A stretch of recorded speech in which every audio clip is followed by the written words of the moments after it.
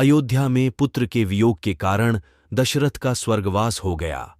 वशिष्ठ ने भरत और शत्रुघ्न को उनके ननिहाल से बुलवा लिया। वापस आने पर भरत ने अपनी माता कैकेयी की उसकी कुटिलता के लिए बहुत भर्त्सना की और गुरुजनों के आज्ञानुसार दशरथ की अंत्येष्टि क्रिया कर दिया। भरत ने अयोध्या के राज्य को अस्वीकार कर दिया और राम को मनाकर वापस लाने के लिए समस्त स्नेही जनों के साथ चित्रकूट चले गए। कैकेयी को भी अपने किए पर अत्यंत पश्चाताप हुआ।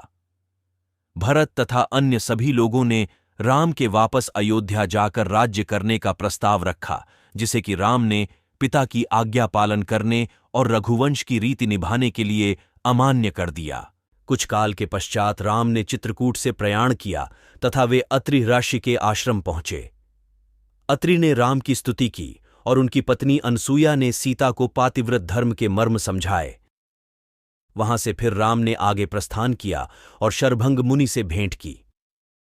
शरभंग मुनि केवल राम के दर्शन की कामना से वहां निवास कर रहे थे, अतः राम के दर्शनों की अपनी अभिलाषा पूर्ण हो जाने से योगाग्नि से अपने शरीर को जला डाला और ब्रह्मलोक को गमन किया।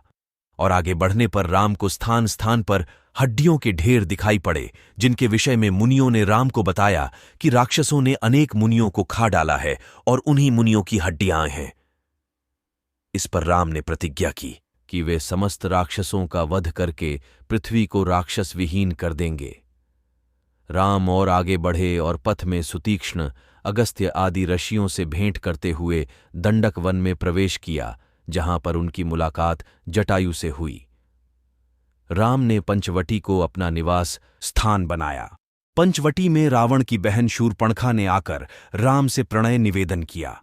राम ने यह कहकर कि वे अपनी पत्नी के साथ हैं और उनका छोटा भाई अकेला है, उसे लक्ष्मण के पास भेज दिया। लक्ष्मण ने उसके प्रणय निवेदन को अस्वीकार करते हुए शत्रु की बहन जानकर उसके नाक और कान काट लिए। शूर्पणखा ने खरदूषण से सहायता की मांग की और वह अपनी सेना के साथ लड़ने के लिए आ गया।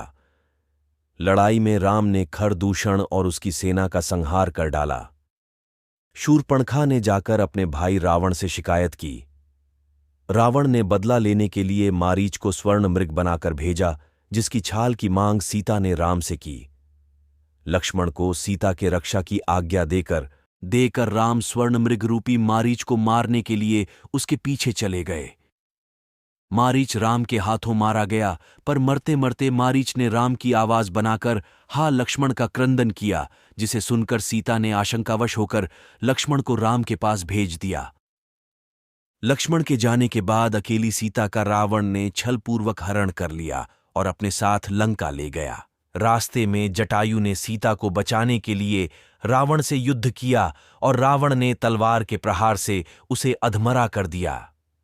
सीता को न पाकर राम अत्यंत दुखी हुए और विलाप करने लगे।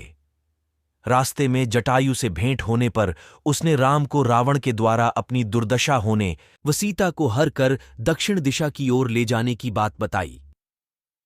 ये सब बताने के बाद जटायु ने अपने प्राण त्याग दिए और राम उसका अंतिम संस्कार करके सीता की खोज में सघन वन के भीतर आगे बढ़े।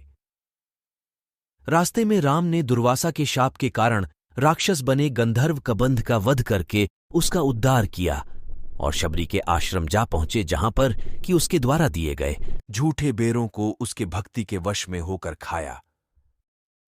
इस प्रकार राम सीता की खोज में सघन वन के अंदर आगे बढ़ते गए।